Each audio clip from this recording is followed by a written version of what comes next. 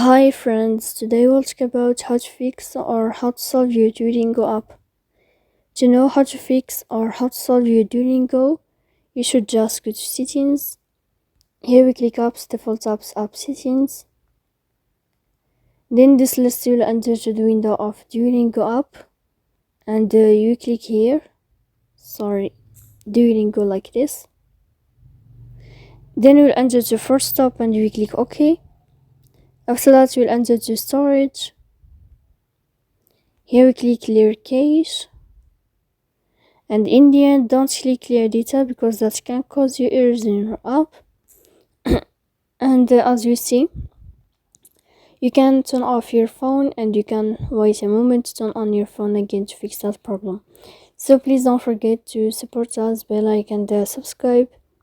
See you next time in another video, and thank you for watching.